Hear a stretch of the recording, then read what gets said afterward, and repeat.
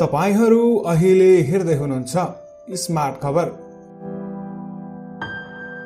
24 घण्टा ताजा खबरका लागि हामीलाई सब्स्क्राइब गर्नुहोला, साथै छेउमा रहेको बेल घण्टीमा क्लिक गरी अलमा क्लिक गर्न पनि नबिर्सनुहोला।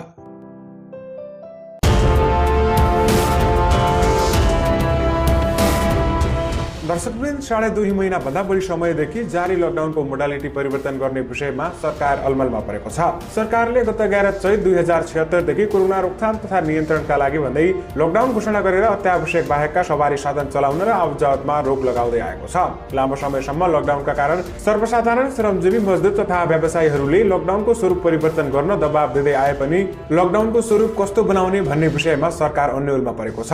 एकातर्फ लकडाउन खुकुलो बनाउन दिनदिनै जनदबाव बढिरहेको छ भने अर्कोतर्फ दिनहुँ कोरोना भाइरसका संक्रमितहरू थपिने क्रम बढ्दो रहेको छ। बिहीबारसम्म नेपालमा कोरोना संक्रमितको संख्या 4000 नाघिसकेको छ। सरकारले लकडाउनको स्वरूप परिवर्तन गर्न ढिला गर्दा काठमाडौँ उपत्यका लगायतका शहरमा व्यवसायीहरूले एकातर्फी रूपमा पसल खोल्न थालेका छन् भने सडकमा सवारी साधनको चाप समेत बढ्न थालेको छ। मन्त्री परिषदको गत 17 जेठमा बसेको बैठकले पछिल्लो पटक 32 जेठसम्म लकडाउन अवधि लम्बाउने, क्षेत्रगत रूपमा खुकुलो बनाउने र कडाई गर्ने जिम्मा समन्वय समितिलाई दिएको थियो। पुनः बिहीबार बसेको मन्त्री परिषद बैठकले लकडाउन स्वरूप परिवर्तनको कार्ययोजनामा पेश गर्न समितिलाई जिम्मेवार प्रदान गरेको थियो। समितिको यसअघिको बैठकले तहगत रूपमा लकडाउन खुकुलो बनाउन सिफारिस गर्ने निर्णय गरिसकेको छ। पुनः मन्त्री परिषद बैठकले कार्ययोजनामा पेश गर्न भनेपछि भने समिति पनि अलमलमा परेको पाइएको छ। गत बिहीबार प्रधानमन्त्री निवास बालुवाटारमा बसेको मन्त्री परिषद बैठकमा पनि लकडाउन खुकुलो बनाउने विषयमा छलफल भएको थियो। बैठकले कुनै पनि निर्णय गर्न नसकेपछि कस्तो मोडालिटी तय गर्न सकिन्छ भनेर त्यसको तयारीको जिम्मेवारी समितिलाई दिएको थियो। मन्त्री परिषद बैठकले लकडाउन खुल्ने मोडालिटी सहितको कार्ययोजना पेश गर्न जिम्मा दिएपछि समितिको लगातार बैठक बस्दै आए पनि कुनै निष्कर्ष निस्किन नसकेको बताइएको छ। प्रधानमन्त्री केपी शर्मा ओली आफै पनि लकडाउनको स्वरूप परिवर्तन गर्ने विषयमा विभिन्न विज्ञ तथा सरकारवालाहरूसँग छलफल तथा परामर्श गर्दै आएका छन्। प्रधानमन्त्री ओलीले गत बुधबार विभिन्न क्षेत्रका विज्ञहरूसँग छलफल गरेका थिए भने कोरोना रोकथाम तथा नियन्त्रण उच्च स्तरीय समितिले पनि अघिल्लो मंगलबारदेखि निरन्तर विज्ञहरूसँग छलफल गर्दै आएको छ। तर अहिलेसम्म लकडाउनको स्वरूप कस्तो बनाउने भन्ने विषयमा सरकार पुग्न सकेको छैन। सरकारले पछिल्लो पटक 11 देखि 18 चैतसम्म लकडाउन गरेको थियो। त्यसपछि दोस्रो पटक 1 हप्ता थपेर 25 चैतसम्मका लागि लम्बाएको थियो। त्यसलाई निरन्तरता दिँदै 3 वैशाख, त्यसपछि 15 वैशाख, त्यसपछि 25 वैशाखसम्म लकडाउन गरिएको थियो भने देशका विभिन्न भागमा कोरोना संक्रमितको संख्या बढ्दै गएपछि सरकारले लकडाउनलाई निरन्तरता दिँदै 5 जेठसम्म पुर्याएको थियो भने त्यसपछि थप गर्दै 20 जेठ र पछिल्लो पटक थप गर्दै 32 जेठसम्म लकडाउन अवधि थपेको थियो। सरकारले हवाई उडान र अन्तर्राष्ट्रिय सीमा नाकाको आवागमन असार 16 सम्म बन्द गर्ने घोषणा गरेको छ। दर्शकवृन्द, सरकारले जेठ 32 गते पनि लकडाउन थप्न सक्ने संकेत पनि गरिसकेको छ। नेपालमा कोरोना संक्रमितको संख्या बढ्दै गइरहेका बेलामा लकडाउन त पक्कै पनि खोलिँदैन होला। दर्शकवृन्द, लकडाउन जेठ 32 सम्म कायम भएको छ भने अब लकडाउन कहिलेसम्म लम्बिने हो भने त्यसको टुङ्गो छैन। लगातार 3 महिनासम्म लकडाउन हुँदा मुलुकमा उद्योग, व्यवसाय, पर्यटन, व्यापार, रेमिट्यान्स, वैदेशिक लगानी लगायत सबै प्रभावित भएका छन्, जसका कारण अब सर्वसाधारण रोगले भन्दा भोकले मर्ने अवस्था आएको छ। राजधानीका विभिन्न भागमा ज्याला मजदुरी गरेर खाने मजदुरहरूको हालत हेरिन सक्नु छ। सर्वसाधारणले न काम गर्न पाएका छन्, न पैसा नै पाएका छन्। केही समय दाल चामल र राहत बाँडेको सरकारको राहत लक्षित वर्गसम्म पुग्न नसक्दा सर्वसाधारण मारमा परेका छन्। तर सरकारले गत 18 जेठबाट लकडाउनको मोडालिटी परिवर्तन गर्ने विषयमा छलफल गर्दै आएको छ। जेठ 25 गतेदेखि लकडाउन खुकुलो बनाउने चर्चा थियो। त्यसका साथै 25 गतेदेखि छोटो दूरी र असार 1 गतेदेखि लामो दूरीका सवारी साधन गरिने भन्ने कुरा पनि आएको थियो। तर सरकारको गैर जिम्मेवारीका कारण हालसम्म लकडाउनको मोडालिटीमा कुनै पनि परिवर्तन हुन सकेको छैन। सरकारले लकडाउनको मोडालिटी परिवर्तन गर्न अलमलिँदा सर्वसाधारण नै खान नपाएर मर्ने अवस्थामा आएको राष्ट्रिय उपभोक्ता मञ्चका अध्यक्ष प्रेमलाल महर्जनले बताएका छन्। सरकारले लकडाउन भरि घर घरमा खाद्यान्न पुर्याउने भनेको खै, जनता त मर्ने नै भयो नि भोकले। अध्यक्ष महर्जनले भने आम जनतालाई बन्दी बनाएर भोकै मार्न लागेको उनको आरोप छ। लकडाउन अघि नेपाली जनतालाई घर घरमा पुर्याउन गरेको प्रतिबद्धता पूरा नगरेको अध्यक्ष महर्जनको भनाइ छ। सरकारले लकडाउनको विकल्प लकडाउन बाहेक अरू पनि केही दिन नसकेको उनले बताएका छन्। भोकमरीका कारण बाटोमै मानिसहरू मर्दा पनि सरकारको ध्यान पुग्न नसकेको प्रति उनको चित्त दुखाइ छ। स्थानीय तह मार्फत मासिक रूपमा 30 केजी चामल, 2 केजी दाल, 2 लिटर तेल, 1 किलो नुन र 2 किलो चिनी दिन्छु भनेर गरेको वाचा सरकारले पूरा नगरेकाले सर्वसाधारण भोकभोकै मर्नु परेको अध्यक्ष महर्जनको भनाइ छ।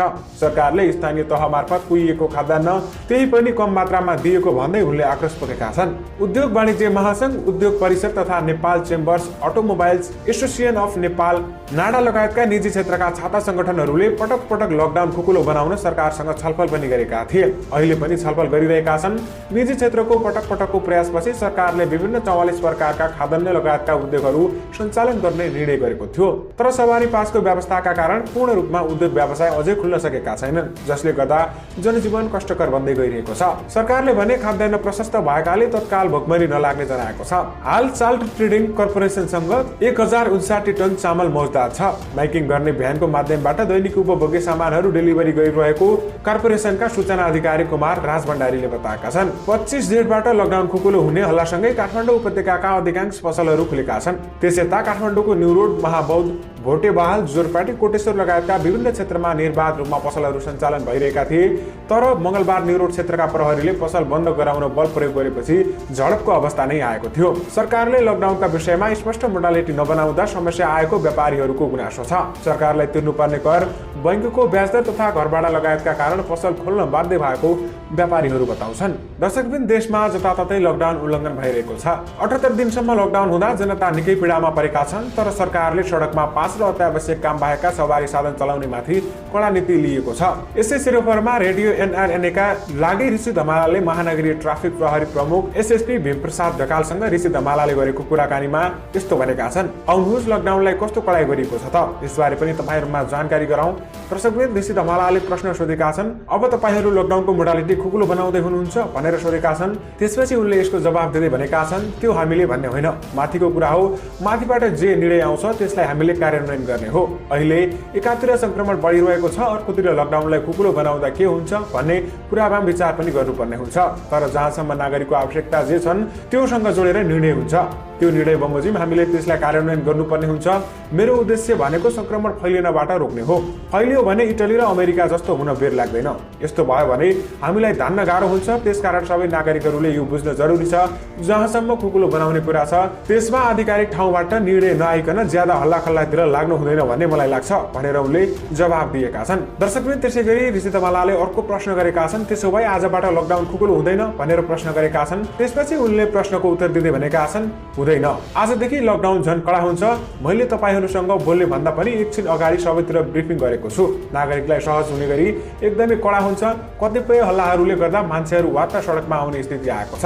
बेलामा उतार चढावहरू भएका छन्। त्यसैले लकडाउन हुने बित्तिकै एकदमै सुनसान हुन्छ भन्ने सोचाइ लिनु भएन। लामो समयसम्म लकडाउनमा बसेका नागरिकहरूलाई आवश्यक पर्ने सामग्रीसँग जोडिएका बाहेकका गाडीहरू दैनिक रूपमा समातेर कारबाही गरिएको छ। त्यसैले आजबाट झन् कडाइ गर्ने गरी एकदमै लाग्नुहोस् भनेर सबैलाई भनेको छु भनेर उनले बताएका छन्। दर्शकवृन्दहरू, त्यसैगरी आज मन्त्री परिषदको बैठक बस्दैछ। लकडाउनको मोडालिटी बारे छलफल गर्न बसेको बैठकले के निर्णय गर्छ त्यो त रिपोर्ट आएपछि नै थाहा हुन्छ। दर्शकवृन्दहरू, तपाईहरुमा आज अर्को रिपोर्ट लिएर आउने रहेछौँ। आज बसेको मन्त्री परिषद बैठकले लकडाउनको मोडालिटी बारे के निर्णय गर्यो त त्यसबारे जानकारी दिनेछौँ। यसपछि आउने रिपोर्टलाई पनि हेर्न